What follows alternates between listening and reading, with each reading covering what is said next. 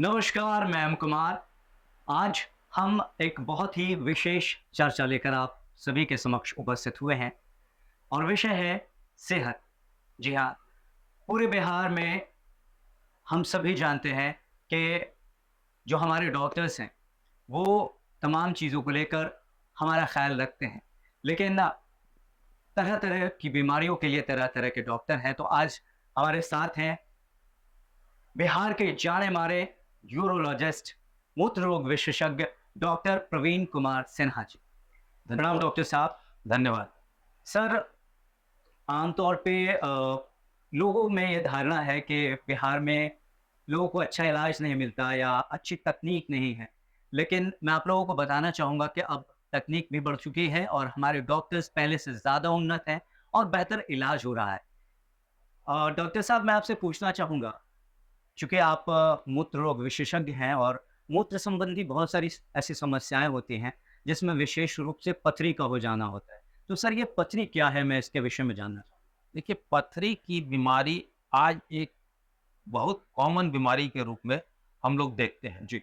और पथरी जो है किडनी में होती है, किडनी से जो नली निकलती है जिसको यूरेटर बोलते हैं उसमें भी हो सकती है, पेशाब के थैली में हो सकती है। ये तो यूरिनरी ट्रैक्ट की बात हुई। लेकिन यूरिनरी ट्रैक्ट के अलावा भी गॉल ब्लैडर में स्टोन और पित्त नली में भी स्टोन होता है, जो हम लोग के एरिया में काफ़ी कॉमन है। तो पथरी हम लोग के एक वाइडर सेंस में लेना चाहिए। मैं तो वैसे एक यूरोलॉजिस्ट हूँ, यस। तो मोस्टली मैं यूरोलिथियासिस यानी किडनी और यूरेट्रिक स्टोन, ब्लैडर स्टोन से संबंधित पेशेंट्स का मैं इलाज करता हूँ। तो पथरी क्या है? तो पथरी किडनी का पर्पस पहले समझिए। किडनी का मेन फंक्शन है यस। ब्लड को फ़िल्टर करना, और ब्लड जब फ़िल्टर होती है तो उसके साथ-साथ यूरिन के रास्ते कुछ मिनरल्स, कैल्शियम, ऑक्सलेट, फॉस्फेट वगैरह पास करते हैं।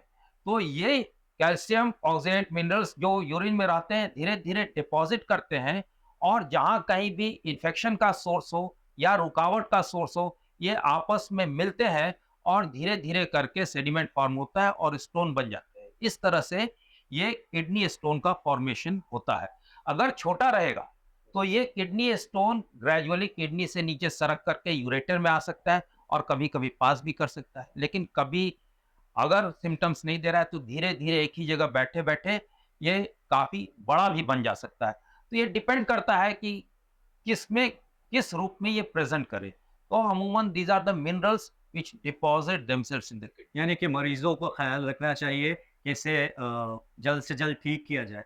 तो किडनी स्टोन जो होते हैं वो बहुत तरह से प्रेज़ेंट कर सकता है, यानी कि मरीज को क्या सिम्पटम्स के रूप में आ जी सकते सर। हैं। तो सर्वप्रथम और मोस्ट कॉमन है कि किडनी स्टोन पेन के रूप में प्रेज़ेंट करता है।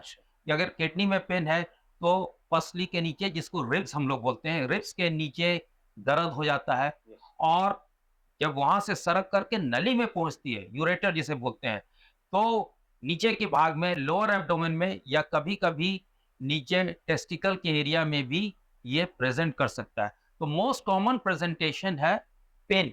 डॉक्टर लेकिन साहब, एक चीज़ मैं पूछना चाहूँगा, ये जिस दर्द का आप ज़िक्र कर रहे हैं, जो पेन आप बता रहे हैं, वो पेन किस तरह का होता है? ये धीरे-धीरे होता है या देखिए, लगातार? जो जनरल टर्म्स है इसको कोलिकी पेन बोलते हैं। कोलिकी पेन मतलब कि एक बार पेन आएगा, बहुत तेज़ दर्द होगा, मरीज़ एकदम छटपटाने लगता है, ऐसा। और फिर टैबलेट लिया, इंजेक्शन लिया, वो सबसाइड कर जाता है। जी। लेकिन ऐसा नहीं है कि सबसाइड कर गया तो फिर अब नहीं होगा। हो सकता है 4 घंटे के बाद फिर पेन इस तरह से उठेगा और काफ़ी तेज़ दर्द होगी, यानी कि रह-रह और के। हाँ, रह-रह के पेन होती है, और जब पेन उठता है, उस समय मरीज़ को उल्टी भी हो सकती है, पेट दर्द भी हो सकता है, और काफ़ी बेचैनी प्रेज़ेंट करता है। शरीर के किन-किन हिस्सों पे ज़्यादा प्रभाव पड़ता है ऐसे दर्द के दौरान?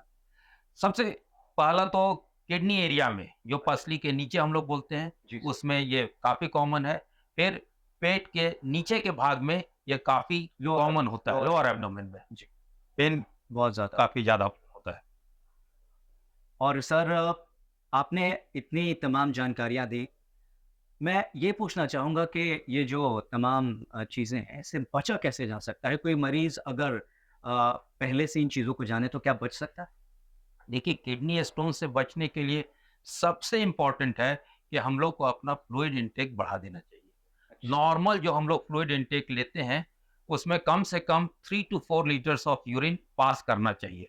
ढाई से मतलब फ्लूइड इनटेक पानी 4 लीटर्स होगा, आप पानी के रूप में लीजिए, जूस के रूप में लीजिए, कॉफ़ी लीजिए, छाछ लीजिए, लेकिन fluid intake should be 3 to 4 litres, मतलब ताकि liquid 2 body से में होना ढाई लीटर यूरिन हो। Yes. यहाँ ये बात क्लियर हो जाए कि यूरिन यदि कंसंट्रेटेड रहेगा, Yes. आप देखिए होइएगा कि किसी का पीलापन पर यूरिन आता है, डिहाइड्रेट नहीं होना तो पीलापन पर यूरिन आएगा, मतलब यूरिन में क्रिस्टल्स फॉर्म होने की टेंडेंसी बन रही है। इसलिए पानी इतना पिए कि ये क्लियर रहे, पीला व्हाइट यूरिन रहे। पीलापन ना हाँ, व्हाइट यूरिन रहेगा तो क्रिस्टलाइज होने की चांसेस काफी कम हो जाएंगे, तो इससे स्टोन नहीं बनेगा। नहीं तो यदि पीलापन पर यूरिन आ रहा है तो छोटे छोटे क्रिस्टल्स बनते हैं और क्रिस्टल्स पास करते हैं, जिसको हम लोग क्रिस्टलूरिया बोलते हैं, क्रिस्टल्स यूरिन में पास करते हैं। और ये क्रिस्टल्स यदि आपस में मिल करके छोटे स्टोन बना दें तो यूरेटर में पास करने के दौरान जी कोलिकी पेन डेवलप होती है। अमूमन तो स्टोन जब छोटा रहता है जी 4-5 का, तो ये 50 टू 60% केसेस में स्टोन पास कर जाता है। ओके लेकिन जो जो स्टोन का साइज बढ़ता है, यानी कि 5 से 6 हो गया, परेशानी 7 बढ़ हो गया, तो ये फंस सकता है और ये फंसेगा तो परेशानी बढ़ जाएगी। नॉर्मल हम लोग देखते हैं कि एक बार स्टोन साइज 8 टू 10 से ज्यादा हो गया जी तो उसका अपने आप से या दवा से निकलने की संभावना कम हो जाती है। इसलिए यदि पेशेंट को दिक्कत ज़्यादा हो रही है या स्टोन अपने आप से सरक नहीं रहा है, तो पेशेंट को डॉक्टर से कंसल्ट करना चाहिए। उसका प्रॉब्लम बढ़ रहा है, डॉक्टर से कंसल्ट करना चाहिए। यदि फीवर जो इन्फेक्शन का सूचक है, जी यदि ऐसी स्थिति आ गई है या लाल पेशाब हो रहा है, तो उसे डॉक्टर से कंसल्ट करना जरूरी है, क्योंकि ये कॉम्प्लिकेशन दे रहा है और इस आपके कॉम्प्लिकेशन के आपके चलते अनुसार किडनी की जैसा प्रॉब्लम कि होती आपने है। बताया कि सबसे पहला जो इंडिकेशन होता है पेशाब का रंग अगर बदलने लगे तो मरीजों को सतर्क हो जाना सतर्क हो जाना चाहिए। चाहिए। जरूर। धन्यवाद। तो मैं ये पूछना चाहूँगा कि इसमें क्या-क्या जोखिम आ सकते हैं? मतलब ये जो परेशानी बढ़ती है, तो वो मरीज़ को किन-किन जोखिम का सामना करना पड़ सकता है? सर्वप्रथम मैंने बताया कि पथरी जब फंस जाती है तो पेन होता है और पेन काफी सीवियर होता है। दूसरा होता है यदि ये कंप्लीटली ऑब्स्ट्रक्ट कर दिया नली को, तो यूरिन जो ऑब्स्ट्रक्टेड है उसमें इन्फेक्शन हो जाती है। खास करके यदि पेशेंट किसी भी कारण से इम्यूनो कॉम्प्रोमाइज हो, यानी कि उसके इम्यून सिस्टम कुछ डिरेंज है, ओल्ड एज पेशेंट हो, डायबिटिक पेशेंट हो या मल्टीपल ड्रग्स पर हो, अदर एसोसिएटेड प्रॉब्लम्स है, तो उन लोगों में इन्फेक्शन की चांसेस ज़्यादा रहती है। तो प्रतिरोधक क्षमता कम है तो हाँ, परेशानी प्रतिरोधक क्षमता कम है तो परेशानी बढ़ सकती है। यानी इन्फेक्शन है, अगर इन्फेक्शन किसी को हो गया तो ये फीवर, राइगर, कपकपी वगैरह के रूप में। यदि ये स्थिति आ जाती है तो मरीज को इमीडिएटली यूरोलॉजिस्ट से कंसल्ट करना ही चाहिए, नहीं तो उसकी प्रॉब्लम धीरे-धीरे बढ़ रही है। तो एक इन्फेक्शन हुआ, दूसरा पेन हुआ, तीसरा हीमेचूरिया। हीमेचूरिया बोलते हैं जब लाल पेशाब आता है। कभी-कभी ये स्टोन पास करने के क्रम में या इन्फेक्शन के चलते लाल पेशाब आता है। अच्छा, किसी को लाल पेशाब आता है तो खुद ही सतर्क हो जाता है और इमीडिएटली वो कंसल्ट करता ही लाल करता है। रंग है खतरे का नहीं। हाँ, खतरे का निशान होता ही है। तो ये सब कुछ सिम्पटम्स हैं जो पेशेंट को आते हैं तो इमीडिएटली वो अपने डॉक्टर को कंसल्ट करे। तो जैसा डॉक्टर साहब ने बताया कि अगर आपको इन तमाम तरह की चीज़ें देखने को मिले, आपके मूत्र का रंग बदल जाए या सेहत में अब परेशानियाँ शुरू हो या ऐसा दर्द होने लगे, तो आप सबसे पहले यूरोलॉजिस्ट से मिलें, जो जाने-माने हों और जिन पे आप भरोसा कर सकें। उन्हें सबसे पहले बताएँ अपनी परेशानी और उन परेशानियों को दूर करना शुरू करें। डॉक्टर साहब मैं आपसे ये पूछना चाहूँगा कि सामान्य तौर पर ये जो पथरी होती है, इसके कितने प्रकार होते हैं? जैसे कि आपने अभी बताया, इसके अलग-अलग प्रकार होते हैं। तो वो क्या-क्या हैं? वो आप बताना देखिए, जैसा मैंने बताया ये मिनरल्स के कॉन्स्टिट्यूशन पर डिपेंड करता है कितने तरह के स्टोन होते हैं। जैसे कैल्शियम, कैल्शियम के भी प्रकारों, कैल्शियम ऑक्सलेट मोनोहाइड्रेट हो सकता है, कैल्शियम ऑक्सलेट डाइहाइड्रेट हो सकता है, सिस्टीन स्टोन हो सकता है, यूरिक एसिड स्टोन हो सकता है, फॉस्फेट स्टोन्स हो सकते हैं। अलग-अलग स्टोन्स के बनने के अलग-अलग कारण होते हैं। अब आपको मैं यहाँ पर विशेष तरह से मैं ये बता देना चाहता हूँ कि बहुत सारे पेशेंट्स अल्टरनेटिव मेडिसिन्स की ओर जाते हैं। ये डिपेंड करता है कि उस स्टोन का कॉम्पोजिशन क्या था। In many cases alternative medicine stones को निकालने में कारगर होते हैं। मैं ये नहीं कह रहा हूँ कि कारगर नहीं होते, लेकिन it basically depends on the composition of the stones. अच्छा। जैसे कैल्शियम ऑक्सलेट मोनोहाइड्रेट है, काफी डेंस स्टोन है, काफी हार्ड स्टोन है, इसका दवा से निकलने की संभावना काफी ना कम के होती है, ना के बराबर होती है। कैल्शियम फॉस्फेट स्टोन्स होते हैं, ये इन्फेक्टेड यूरिन में काफी कॉमन होता है, और इसके लिए यूरिन का बीच-बीच में जांच कराना ताकि यूरिन में इन्फेक्शन न हो, बहुत ज़रूरी है। नहीं तो अगर इन्फेक्टेड यूरिन है तो कैल्शियम फॉस्फेट स्टोन्स काफ़ी कॉमन हो जाते हैं।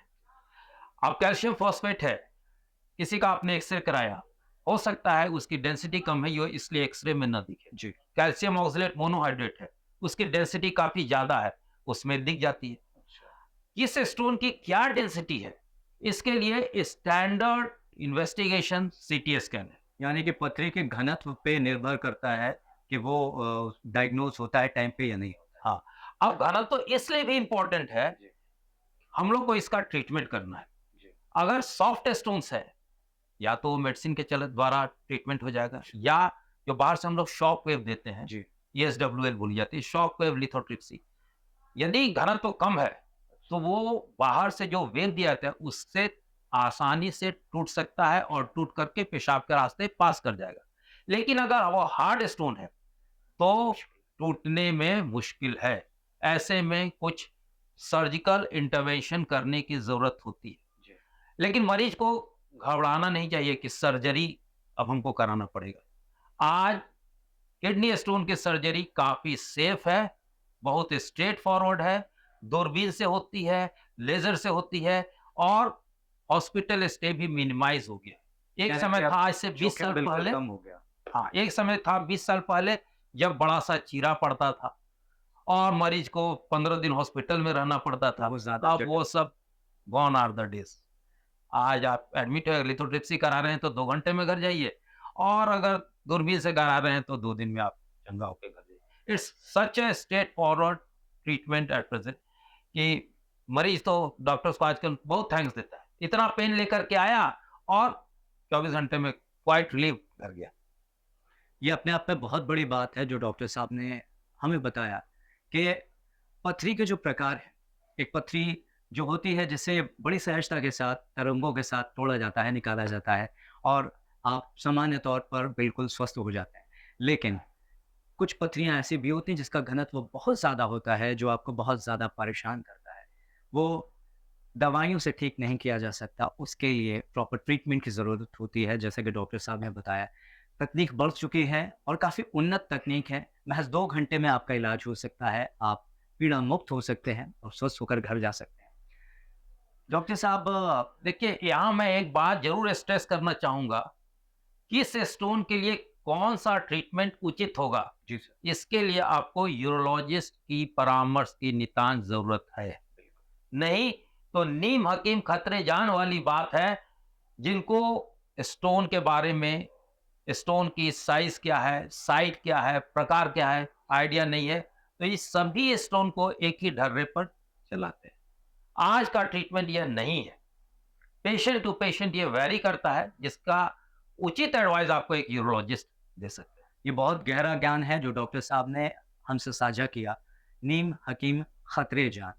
अगर जिनके पास ये जानकारी नहीं है कि वो आपका इलाज कैसे करें, आपकी पथरी का घनत्व क्या है, आपकी पथरी का प्रकार और आकार क्या है, अगर आप वैसे डॉक्टर के पास जाते हैं तो आप पीड़ा मुक्त होने के बजाय मुसीबत में पड़ सकते हैं। तो आप हमेशा ख्याल रखें कि आप किसी योग्य डॉक्टर को चुनें और उनसे ही परामर्श लें, उनसे ही इलाज करवाएं, जो कि आपको सेहतमंद बना सकता है। डॉक्टर साहब ये तमाम जानकारियाँ तो आपने बताई। अ, एक मरीज़ किस तरीके से खुद को बचा के रख सकता है ताकि ये जो तमाम परेशानियाँ हैं उससे जूझना ना पड़े? देखिए, स्टोन तो जैसा मैंने बताया, आज के समय में बहुत कॉमन बीमारी है, जी। और 10 से 20% लोगों में लाइफ टाइम में एक बार स्टोन ज़रूर बनता है। बताइए। ये कोई ज़रूरी नहीं है कि बड़ा स्टोन बने, छोटा स्टोन बने, लेकिन इट्स क्वाइट कॉमन। और ख़ास करके हमारा जो ड्राई एरिया है, बिहार, यूपी, राजस्थान, हरियाणा, पंजाब, इन सब एरिया में स्टोन फॉर्मेशन बहुत ज़्यादा है। अब रहा कि स्टोन इंसिडेंस जब इतना है, तो हम इससे बचे कैसे? जी, बिल्कुल। इम्पोर्टेंट बात तो प्रश्न ये है। है। तो जैसे मैंने पहले भी बताया कि हम लोग को अपना वाटर इंटेक, फ्लूइड इंटेक बढ़ा देना चाहिए, ये एक बात। एनिमल प्रोटीन जहाँ तक हो सके कम लेना चाहिए। एनिमल प्रोटीन से स्टोन इंसिडेंस ये इंक्रीज़ एक बहुत बड़ा जोखिम है। तीसरी बात, सॉल्ट इंटेक एक मॉडरेट अमाउंट में लेना चाहिए। इसके अलावा जो कॉमन बात हम लोग देखते हैं कि oxalate rich food, calcium rich food, जैसे दूध और दूध से बना सामान, ऑक्सलेट रिच फूड यानी पालक, टमाटर, जी। ये सब थोड़ा-सा अवॉइड करना चाहिए। यदि आप बहुत स्टोन ज़्यादा। फार्मर हैं, आपको स्टोन बन रही है, तो ये सब चीज़ काफ़ी रेस्ट्रिक्टेड मात्रा में लेना चाहिए। तीसरी बात मैं ये बताना चाहूँगा कि यदि आप वाटर का हार्डनेस कम करते हैं, जैसे कि एक पतीला ले लें, उसमें रोज़ सुबह 10 लीटर पानी 15 मिनट के लिए उबालें। जी। उबालने से उसका क्षार नीचे बैठ जाएगा और उसको फ़िल्टर करके आप रूटीन सेवन में लाएँ। It's not an easy thing. यानी कि आरओ के पानी से ज़्यादा बेहतर है उबाला। हार्डनेस सबसे अच्छा उबालने से ही जाती है। आप कुछ दिन में देखिए कि पतीला में नीचे एक लेयर बैठ जाता है, हाँ, हाँ, हाँ, व्हाइट व्हाइट लेयर बैठ जाता है। That is the mineral content of the water. जिसको फ़िल्टर करके यदि आप पीजिएगा, तो स्टोन इंसिडेंस कम हो जाएगी। मैं ये नहीं कह रहा स्टोन नहीं बनेगा, लेकिन स्टोन फॉर्मेशन की चांसेस कम हो जाती है और हम लोग जिस बेल्ट में रहते हैं, वी कैन नॉट तो हमारे अवॉइड, लिए जोखिम ज़्यादा समझे? है। लेकिन हम लोग कुछ कर सकते हैं जिसके चलते कि स्टोन दोबारा बनने की चांसेस कम हो। अब किसी को एक बार यदि स्टोन बन गया है, तो यह नहीं सोचना चाहिए कि हमको भविष्य में स्टोन नहीं बनेगा। 30 टू 40% लोगों में रिकरेंस ऑफ स्टोन है और it is very high incidence यदि आप माने तो। हम लोग तो आए दिन देखते हैं कि मेरी वो पिछले साल कराया, 2 साल हुआ कराए हुए, फिर स्टोन बन गए। तो यदि आप डाइट रिस्ट्रिक्शंस, फ्लूइड इंटेक ये सब पर विशेष ध्यान देते हैं, तो चांसेस कम होंगे। ये मैं नहीं कह रहा हूँ कि नहीं बनेगी, लेकिन चांसेस कम होंगे and you can lead a normal life. Regular checkup में रहिए, छोटा स्टोन हो, तो उसके चलते आपको अ, ईज़िली आपको मेरा स्टोन प्रश्न निकल भी सकता आपसे यही था और मैं आपसे ये पूछना चाह रहा था कि सामान्य तौर पर जब हमें परेशानी होती है, तो हम अमूमन चीज़ों को अनदेखा करते हैं। हमें थोड़ा अगर दर्द हुआ, परेशानी हुई, तो हम आमतौर पे उसको जाने देते हैं। तो एक कॉमन आदमी, एक सामान्य व्यक्ति कैसे उसको डायग्नोज़ करा सकता है या कैसे पता लगा सकता है कि मुझे ये है। चीज़ देखिए, है? आज किडनी स्टोन्स काफ़ी कॉमन है और इसके इन्वेस्टिगेशंस भी काफ़ी सिंपल और स्ट्रेट फॉरवर्ड है। कभी किसी को पेन होता है, तो you consult a doctor. Ultrasound is the easiest way to detect. Ultrasound में आपका स्टोन पिकअप हो जाएगा in majority of the cases. अगर आपको स्टोन पता चलता है या कभी-कभी यूरेटर में स्टोन रहता है तो अल्ट्रासाउंड से पिकअप ना भी हो, तो उसके चलते किडनी में सूजन आ सकता है, नली में सूजन आ सकता है। यदि अल्ट्रासाउंड बताता है कि किडनी में सूजन है, नली में सूजन है, तो फर्दर इन्वेस्टिगेशंस आईवीपी या सीटी स्कैन के रूप में हम लोग एडवाइस करते हैं। तो CT scan is a definitely a better modality, उसमें क्योंकि पक्का जैसा पता चल जाता हाँ, मैंने बताया कि उसका हार्डनेस क्या होता है। आईवीपी में भी पता चलता था। पहले IVP was a routine investigations. IVP comparatively cheaper है और सीटी स्कैन में थोड़ा-सा थोड़ा खर्चा महँगा। ज़्यादा हो जाता है, थोड़ा महँगा होता है। लेकिन सीटी स्कैन यदि आप कराते हैं तो ज़्यादा अच्छा है। अगर पेशेंट सीटी स्कैन नहीं करा रहा, आईवीपी नहीं कराता है, तो मोस्ट ऑफ द टाइम एक सिंपल प्लेन एक्स-रे केयूबी जो 200 से 300 रुपए में भी हो जाती है, उसमें भी काफ़ी स्टोन्स डिटेक्ट हो जाते हैं। और correlating with ultrasound, plain X-ray KUB हम लोग स्टोन डायग्नोज करते हैं। लेकिन ट्रीटमेंट के पहले आईवीपी या सीटी स्कैन होना चाहिए, क्योंकि इससे हम लोग को किडनी का फंक्शनल स्टेटस मालूम होता है। यदि यानी कि उससे निपटना कैसे ये मालूम पड़ता है। हाँ, किडनी यदि फंक्शन नहीं कर रही है, हुँ। आप स्टोन का ट्रीटमेंट किए और वो स्टोन बहुत दिनों से अपने जगह बैठा हुआ था, किडनी नॉन फंक्शनिंग हो गई जी। और नॉन फंक्शनिंग किडनी में आपने बिना इन्वेस्टिगेशन के स्टोन निकाल दिया। हुँ।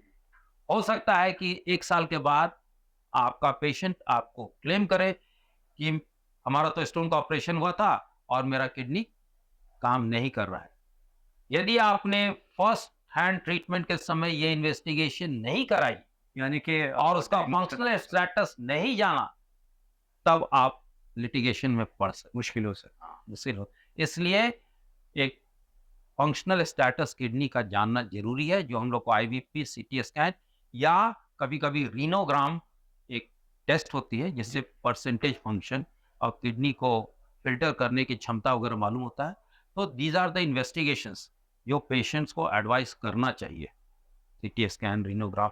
और इससे आज के ज़माने में हम लोग लिटिगेशन से भी बचे रहते हैं, जो हम लोग के लिए भी काफ़ी जी, बेहतर जानकारी है। ज़रूरी है और पेशेंट के लिए भी अच्छा रहता है कि वो ये सब जाँच करा ले। डॉक्टर साहब, मैं ये आपसे जानना चाहूँगा, अभी आप बातों के क्रम में आपने भी कहा और आम तौर पे मरीज़ भी ऐसा बताते हैं कि ये जो किडनी है उसमें पथरी या जो पथरी है, एक बार होने के बाद दोबारा फिर से हो जाता है। तो ये क्या कारण है, ऐसा क्यों होता है?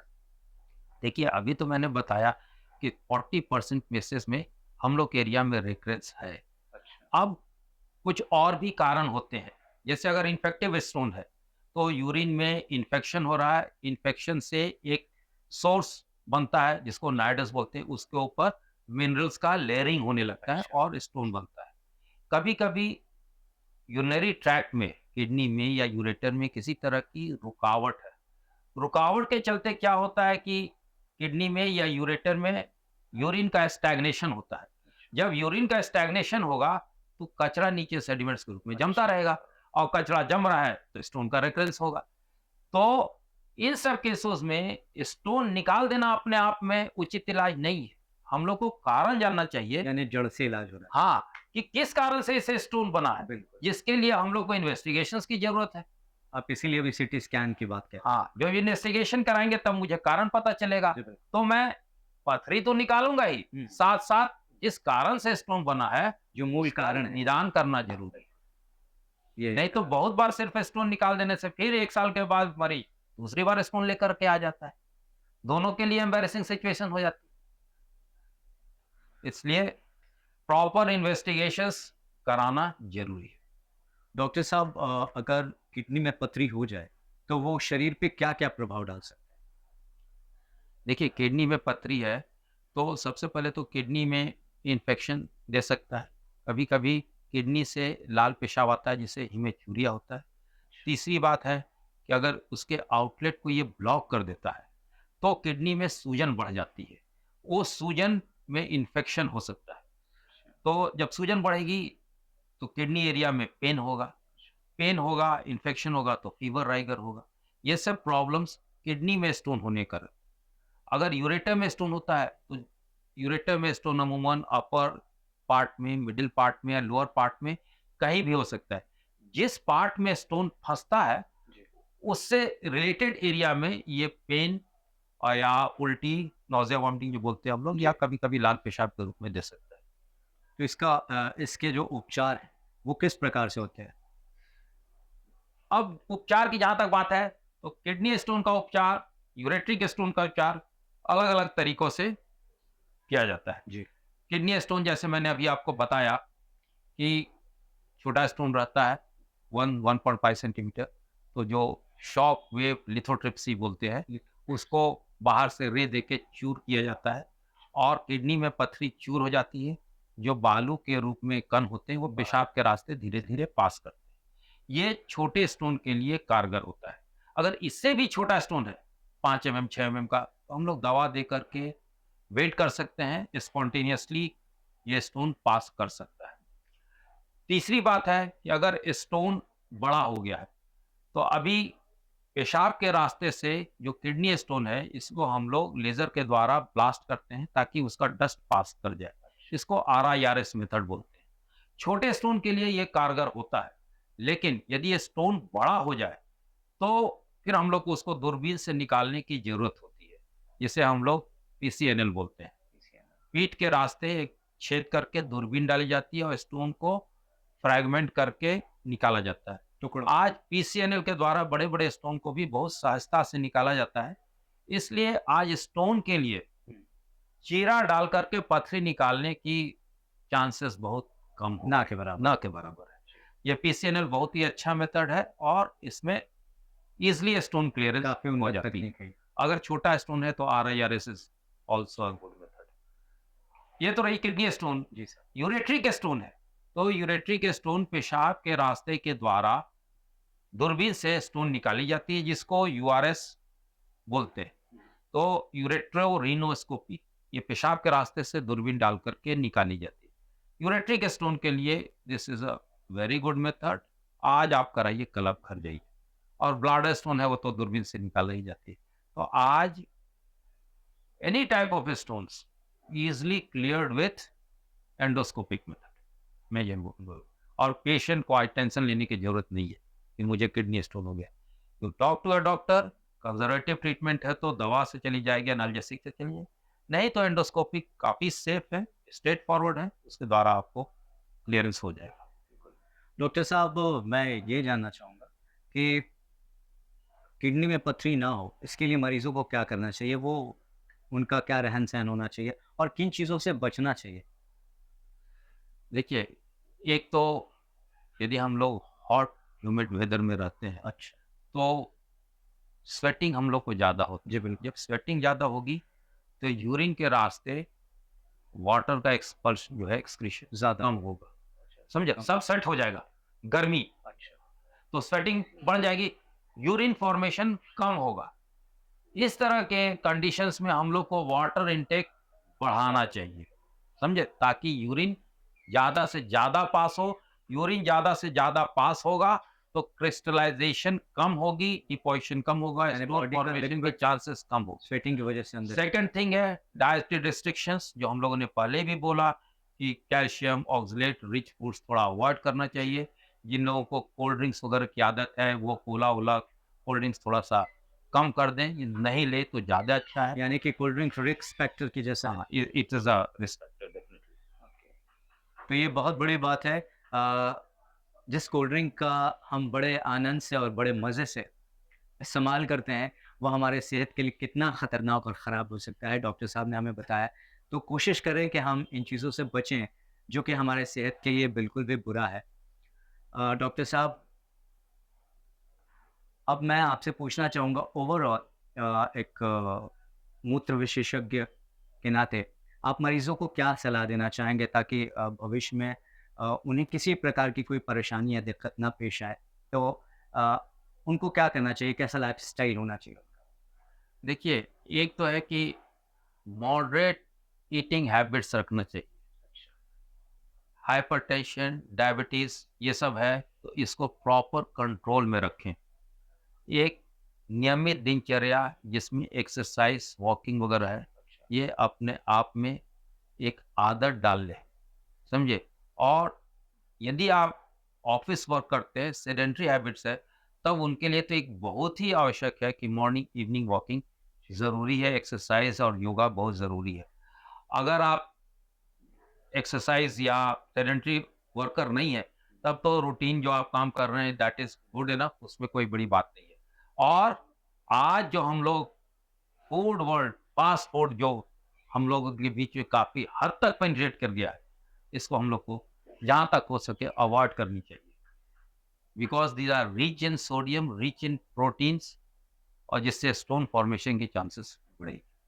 तो आप सभी से गुज़ारिश है कि अगर आप किसी भी प्रकार की पीड़ा से परेशान हों, व्यग्र हों, आपको ऐसा लग रहा हो कि अब डॉक्टर से सलाह ले लेनी चाहिए, तो आप एक बार ज़रूर आएँ राहुल यूरोगैनी रिसर्च प्राइवेट लिमिटेड में और मिलिए डॉक्टर प्रवीण कुमार सिन्हा जी से, जो कि बिहार के जाने-माने यूरोलॉजिस्ट हैं और अब तक कितनों को इन्होंने निदान दिया है, पीड़ा से मुक्त किया है। तो आप भी आएँ, पीड़ा मुक्त हो और बिल्कुल भी परेशान ना हो, क्योंकि एक अच्छे डॉक्टर के पास जब हम जाते हैं, तो परेशानी यूँ भाग जाती है। तो आप सभी से गुज़ारिश है कि आप सभी ज़रूर आएँ, हमारे यूरोलॉजिस्ट डॉक्टर प्रवीण कुमार सिन्हा जी से मिलें और अपनी तमाम परेशानियाँ इनसे साझा करें। मुझे आशा है कि आप जल्द से जल्द पीड़ा मुक्त होंगे। सर्वे भयन्तु धन्यवाद। निरामया, सर्वे भवन्तु सुखिनः।